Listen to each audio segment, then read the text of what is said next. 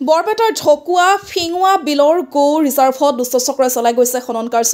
কাৰাখীৰ বটত চলাই গৈছে গৌ ৰিজাৰ্ভত খনন কাৰ্য। খনন কাৰ্য ৰোধ কৰিবলৈ চৰকাৰৰ ওচৰত কাটৰ অনুৰোধ জনাইছে ঢকুৱাবাসী ৰাইজে। দুষ্টচক্ৰই গৌ ৰিজাৰ্ভত ট্ৰেক্টৰ ডাম্পাৰেৰে মাটি কাটি ইটা ভাটিত বিক্ৰী কৰি ধন সংগ্ৰহ কৰা বুলি অভিযোগ কৰিছে ঢকুৱাবাসী ৰাইজে।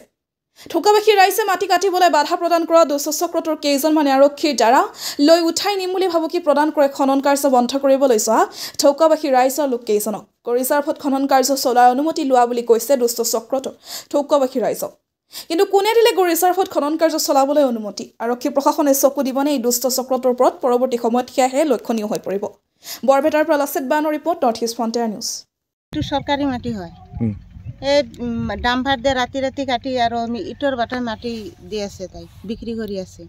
আৰু আমাৰ নদী ভাঙা মানুহ আমি ইয়াতে ঘৰ বনাই আছোঁ, আমাক অত্যাচাৰ কৰি আছে। আমাৰ বিলবিলাক চব কাটি নিয়ে ইটৰ বাটাই চব মাটি দি আছে ৰাতি ৰাতি। আমি ক'ত থাকিম, ক'ত ৰাস্তা নাই, ঘাট নাই, আমি ক'ত বাহিৰ হ'ম ইয়াতে? আৰু আমাৰতো দিগদাৰ হৈ গ'ল, ল'ৰা ছোৱালী আছে, স্কুলত যাব লাগে।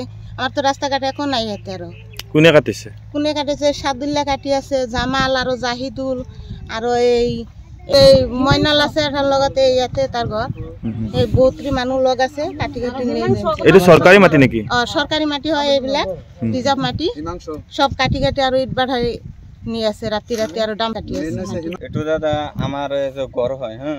ইয়াৰ পৰা তাৰমানে আগতে মাটি কাটি বিক্ৰী ইটৰ বাটাত আপোনাৰ হৈছে। আৰু কালি ৰাতিও তাৰমানে ইয়াৰ পৰা মাটি কাটি ইটৰ বাটাত লৈ কেনে বিক্ৰী আপোনাৰ কৰি আছে।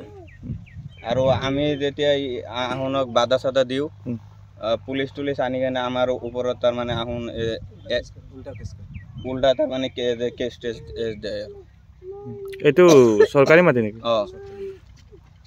চৰকাৰী মাটি হয়। আৰু চৰকাৰে কিবা এটা তাৰমানে ইয়াৰ ওপৰত ব্যৱস্থা আপোনাৰ গ্ৰহণ কৰিব লাগে।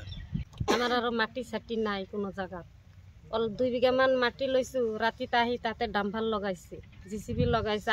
আহি মানা কৰিছোঁ যে মাটিকেইটা নাকাটব, আমি ক'ত যাম, কি কৰিম? আমাৰ আৰু খেতি চেতি নাই। কয় আমাক থানাৰ পৰাই কাটবা দিছে। কোন চৰকাৰে বোলে তাহাঁতক কাটবা দিছে মাটি। কয় আমি পুলিচ আনিম, পুলিচ আনলি ইয়াতে থাকবা নোৱাৰা হবি, ইয়াত পুৱাই উঠি যাব লাগব, তহঁতৰ ঘৰ চৰ ভাঙি দিম আমি। ভাবুকি দিছে?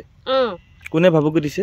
এইটো মৃদুলে আৰু হিমাংশা আৰু আমাৰ ইয়াতে সাদুল্লা আছে আৰু ৰূপে আছে, মইনাল মেম্বাৰ, আছাদ আলী, গোটাই মাখা ঢৌকাৰ গোটাই মাখা মানুহ আছে, সাইফুল চৌধুৰী গোটাই মানুহ লগত আছে। সেইকাৰণে আমি কিবা কৰবা পৰা নাই। আমাৰ চৰকাৰে ইটোৰ বিধি বিচাৰ আমাক দিবা লাগে।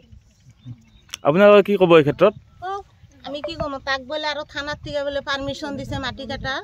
আৰু কৈছে যে এই SP-তে বোলে পাৰ্মিশ্যন দিছে তাক মাটি কাটাৰ কাৰণে। কাম কৈছে পাৰ্মিশ্যনটো আমাৰ দেখাব লাগে। এতিয়া কিয় দেখাম তোক? এই লেডিজ মানুহে পাৰ্মিশ্যন লাগে তোক। এনেকুৱা কথা কোনে কৈছে? আমি কৈছে ময়ে কৈছে। আমি আৰু কোনে ক'ব? কয় যে আমাৰ কাটপা দিছে, কি কৰা পাৰা তৰা কৰবি। আৰু আমাৰ একো না কৰবা পাৰা তই ইয়াৰ পৰা আৰু গুচি দিম তোক। কৈ থাকে যে ইয়াতে তহঁতে বহিব দিছে কোনে, এনেকৈ কৈ থাকে। আৰু তাহাঁতে যে কিয় ইয়াতে পইচা কিয় হৈছে? এইটো এটা ঢকুৱা ফিঙাৰ বিল হয়। এইটো তাহাঁতে যাইলে এইটো ডাক আনিছে, পানী ডাক আনিছে। মাটিটো ডাক আনা নাই না, এইটো পানীটো ডাক আনিছে, কিন্তু মাটিটো ডাক আনা নাই। মাটিটো কাটি কাটি লৈ কেনে ইটাত ভাড়াত দি আছে।